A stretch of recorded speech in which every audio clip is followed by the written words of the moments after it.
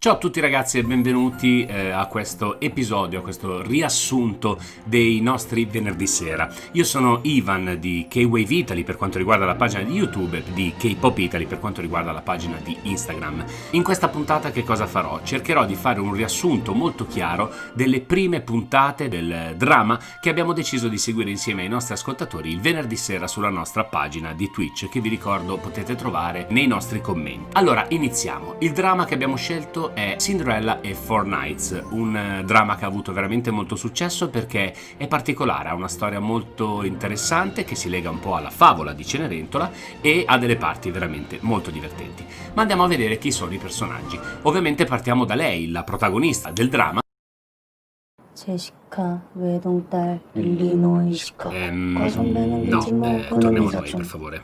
Lei è Cenerella, Cinderella o Cenerentola, io li chiamerò con questi nomi perché se dovessi iniziare con i nomi in coreano stiamo qui fino a notte e praticamente in 10 minuti ho detto solo i nomi. Poi abbiamo i tre personaggi principali oltre a lei, diciamo i tre ometti, che sono Tizio 1, che chiameremo in questo modo perché anche lui non so assolutamente come si dica il nome, poi abbiamo Tizio 2, che è cugino di Tizio 1, e poi abbiamo Tizio 3, che è cugino di Tizio 1 e Tizio 2, quindi ricordatevi Tizio 1, Tizio 2, Tizio 3. Poi abbiamo il nonno dai capelli di ghiaccio, un personaggio molto particolare che scopriremo poi bene nelle prossime puntate. La futura moglie del nonno, che finora non abbiamo ancora capito esattamente quale parte abbia, la matrigna, che è una simpaticona da prendere a saccagnate nei denti, la sorellastra che dovrebbe fare la stessa identica fine della matrigna, il maggiordomo che per ora resta ancora un po' coperto da un velo di mistero, e poi c'è Bella e Triste, che è bella e triste. Ma iniziamo con il riassunto di quello che è il primo episodio, quindi per chi non avesse potuto seguire le prime due puntate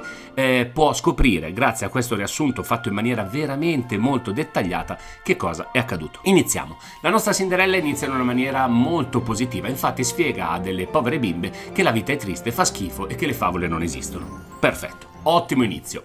Mentre sta portando le pizze, perché scopriremo che Cinderella è una persona molto molto impegnata, vede uno scippatore, uno che picchia dei ragazzi e ruba una borsa, quindi lei con il suo motorino, col motore, penso Ferrari, perché per star dietro ad una moto del genere non è molto chiaro che motore ci sia, scopre alla fine che invece lui è una specie di Avengers, perché è andato a picchiare quei tizi per recuperare la borsa e restituirla a questa splendida ragazza. Cerca ancora di seguirlo, ma non ce la fa perché in questo momento il motorino ritorna normale, quindi da motore Ferrari diventa un motore di una Tata e quindi non ce la può fare. Tizio 2 a questo punto incontra Bella e Triste. Bella e Triste è la sua amica del cuore che, come scopriremo durante questa serie TV, è pazzamente innamorata di lui. Lui è con un'altra e Bella e Triste ovviamente resta lì un po' così. Bella e Triste ovviamente. Però arriva Tizio 1 che litiga con Tizio 2 per fargli rispettare Bella e Triste. E lei di tutta risposta ovviamente invece di dirgli grazie sei stato gentilissimo lo sgrida perché litiga sempre con Tizio 2. Brava, molto gentile. A un certo punto i tre cugini ricevono un SMS che dice loro di andare a casa del nonno, ma non viene spiegata la motivazione. I tre ovviamente si recano in questa casetta piccolina di 7 milioni di metri quadri e scoprono che il nonno decide di sposarsi. Quindi sono stati invitati all'ennesimo matrimonio, che è tipo il quinto, se non erro è il quinto matrimonio del nonno, il quale a quanto pare proprio di stare da solo non ne vuole sapere. Una sera Tizio 2, che a quanto pare è tipo il Brad Pitt, diciamo, di Seoul, mentre a una festa con gli amici dichiara, e qui ragazzi viva l'umiltà, la prossima ragazza che entrerà dalla porta sarà mia. E chi potrà mai entrare? Ovviamente Cenerella, che porta le pizze perché comunque fa tipo 18 lavori, ve lo dicevo prima, per pagarsi l'università, quindi va bene almeno per una buona causa. Cosa può fare però Cenerella quando porta delle pizze in una festa di gente buffonazza? Ovviamente ne mena un paio, tira calci e pugni a destra e a manca, però poi chiede scusa, quindi vabbè dai, è stata gentile, quindi a posto così, non ti preoccupare, picchia quelli che vuoi ogni volta che vuoi, tanto poi basta chiedere scusa. Tornata a casa scopre che quella simpaticona della sorellastra non è stata ammessa all'università. Tutto ciò è strano perché sembra proprio così sveglia. Vabbè, allora lei, lì davanti alle due zabettone, matrigna e sorellastra, dice scusate, posso controllare la mia email perché anche io ho fatto la richiesta all'università e magari io sono stata accettata. E infatti lei viene accettata, ma più che accettata vorrebbero accettarla la sorellastra e la matrigna, le quali sono leggermente invidiose del suo successo, ma alla fine ha vinto lei e quindi è stata accettata all'università. Complimenti Cenerella. Tizio 2, che ha come missione far schiattare il nonno dal nervoso, va al negozio di Cenerella, compra un gelato e poi offre dei soldi a lei per fingere di essere la sua fidanzata per 3 ore alla festa del nonno, alla festa del matrimonio. Ovviamente fino a mezzanotte, come la poesia richiede. E lei ovviamente all'inizio dice no, non ne voglio sapere, è una cosa che non mi piace. Lui allora cosa fa? Compra tutto ciò che c'è dentro il negozio e se ne va. Vabbè, a questo punto arriva Tizio 1 da Cenerella, il quale vuole del cibo, lei glielo scalda, non si capisce dove abbia preso quel cibo perché qualche minuto prima Tizio 2 aveva comprato tutto ciò che c'era nel negozio, ma il negozio adesso era ancora pieno, l'ha riempito lei tipo in 2 minuti e gli scalda il cibo. Lui poi esce, si piglia male, non si capisce bene per cosa e se ne vuole andare. Lei a quel punto, da vera principessa che è, esce e pensa subito di mazzolarlo di botte, ma poi gli dà fino al giorno dopo per pagare oppure lo picchierà poi con calma domani. Cioè, perché picchiarti adesso? Ti do tempo, domani se non paghi ti riempio di botte. Nel frattempo Bella e Triste ha comprato un panno Vileda con cui farsi il vestito per il matrimonio del nonno. Non si capisce bene con 20 cm di panno come faccia a farsi un vestito, ma siamo in una favola e quindi tutto può accadere. Vorrebbe andare con Tizio 2, ma lui ovviamente la pacca, e allora Tizio 1, quale sembra sempre in procinto di piangere, ha a tratti un cuore d'oro e le dice che la porterà lui alla festa. La povera Cenerella scrive del messaggio al papà, il quale non risponde mai, brutta persona anche lui, e allora decide di recarsi al cimitero per andare sulla tomba di sua mamma.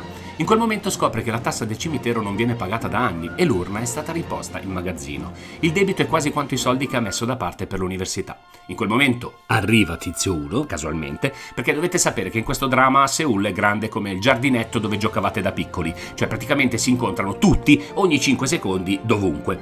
Comunque Tizio 1 vede la scena, vede lei piangere e pregare per rimettere l'urna al suo posto, ma poi affranta, va via e ovviamente piove. Di brutto. Beh, è normale, quando si è tristi piove sempre e c'era il sole fino a 2 minuti prima, inizia a piovere di brutto. Ma ecco che arriva Tizio 2, ve l'ho detto che Seul è piccolina piccolina, che le chiede di salire in macchina per andare al ballo. Lei, alla quale si sono già asciugati i capelli circa in 3 minuti, è notte fonda, non c'è sole, ma si sono già asciugati perfettamente i capelli, accetta perché vabbè, poverina, ha avuto il problema delle tasse da pagare del cimitero e quindi sale sulla macchina. Lui in macchina ci prova e lei ovviamente lo minaccia di dargli una scarcagnata nei denti.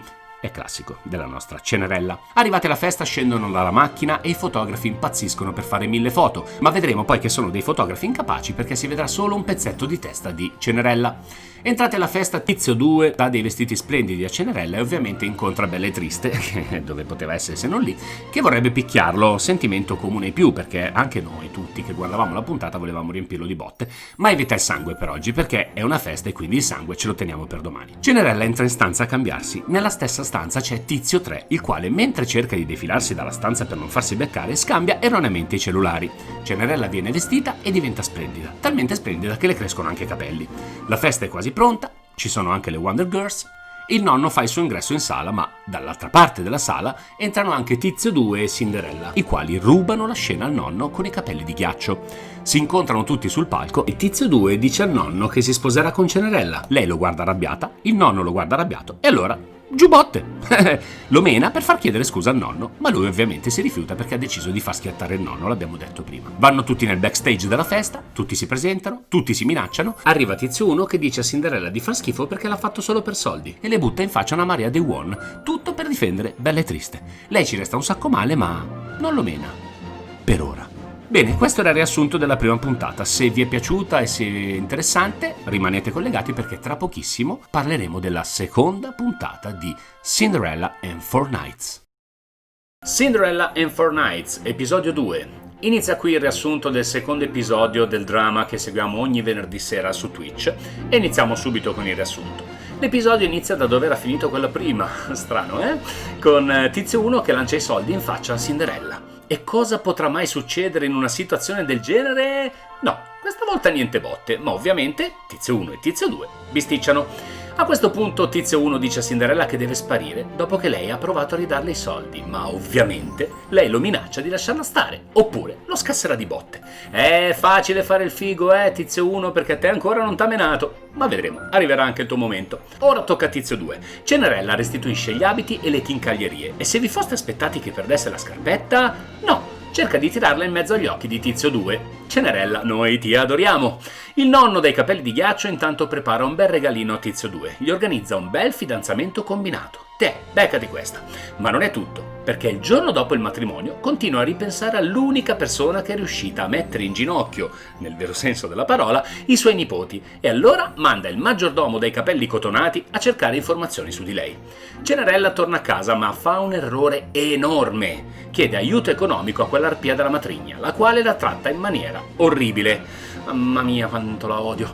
Intanto, grazie alla foto scattata da quegli incapaci dei fotografi, tutti cercano di capire chi sia la ragazza vista in compagnia del nipote di uno degli uomini più ricchi di Corea, che poi è il nonno dai capelli di ghiaccio. A questo punto Cenerella, la quale a quanto pare non scrive mai nessuno, si accorge che il cellulare nelle sue mani non è il suo. Buongiorno. Arriva il maggiordomo con il ciuffo più laccato del West e le dice di seguirlo. Qualcuno la vuole incontrare, il nonno dai capelli di ghiaccio, con il quale scopre di avere una cosa in comune, il gusto in fatto di libri. Infatti tutti e due conoscono a memoria l'arte della guerra. Il nonno in questo caso ci aiuta a rinominare i 3 tizi, quindi non avremo più Tizio 1, 2, 3, ma Tizio 2 diventerà il donnaiolo, Tizio 1 diventerà il teppista e Tizio 3 diventerà il buono a nulla. Quanto amore in questa famiglia! Il nonno chiede a Cinderella di educare i 3 nipoti in 3 mesi attraverso delle lezioni molto particolari in cambio del pagamento di tutti i suoi studi. E lei dice ovviamente di no. Qui vediamo il lato peggiore del donnaiolo, il quale per liberarsi della fidanzata decisa dal nonno bacia Bella e Triste, che casualmente passava di lì. No, donnaiolo no, questa è una brutta mossa, brutta mossa. Cinderella prova a recuperare i suoi vestiti che aveva lasciato all'hotel la sera del matrimonio, ma se non fosse per il teppista non ce l'avrebbe mai fatta. Peccato che il vestito non ci sia. Poi si sputano addosso un po' d'odio e ognuno a casa sua, normale. A questo punto quell'altro sveglione del buono a nulla si accorge anche lui del cellulare scambiato con Cinderella. Buongiorno anche a te, caro! E si accordano per uno scambio. Dei giornalisti a casa della matrigna, la sorellastra, non si capisce bene per fare cosa, capiscono che Cinderella è la ragazza della foto con il donnaiolo e quelle 2 brutte persone la buttano fuori perché sono invidiose. Intanto si scopre che il vestito ce l'ha il donnaiolo e che il nonno sta iniziando ad attaccarli e inizia a bloccare tutte le loro carte. Cinderella in uno dei suoi 34 lavori vende anche popcorn al cinema. Entra con un'amica in sala a vedere un film, l'amica va via e chi entrerà mai in una sala totalmente vuota e si siederà ad 1 metro da lei? Ovviamente il teppista! Che caso, ragazzi! Il quale, rimasto senza soldi nonostante la spocchia iniziale, accetta un pasto offerto da Cenerella. Intanto lei spiega al buono a nulla come sbloccare il cellulare. Lui vede un messaggio da parte della sorella con brutte parole, ma finge che lei le abbia detto di tornare a casa impietosito. Si incontrano e finalmente si scambiano i cellulari, ma neanche un messaggio del padre. Brutta persona. Il nonno continua con il suo fare terra bruciata intorno al teppista e chiede ai suoi amici di non parlare più con lui. Ha bisogno di convincere tutti i nipoti a tornare nella casa per farli cambiare. Cinderella scopre che il padre ha ritirato l'urna della madre dal cimitero ed ora è a casa. Torna a casa e qui inizia la parte veramente triste dell'episodio. La nostra Cinderella scopre che quella brutta persona non è suo padre e senza un vero padre e senza la povera mamma scappa di casa in preda alle lacrime. E ovviamente piove. Piove più del primo episodio perché la scena è più triste, quindi più tristezza, più pioggia. Chiaro? Capito?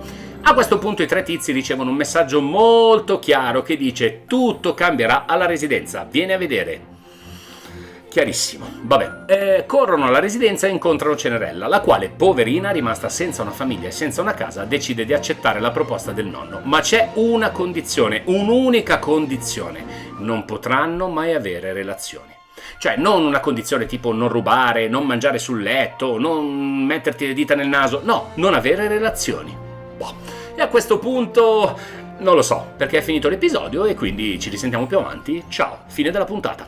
Ci sentiamo la prossima settimana perché uscirà la seconda parte. Invece, se lo state vedendo dopo un po' di tempo, sarà già uscita e potete vederla anche tra un minuto. Ciao!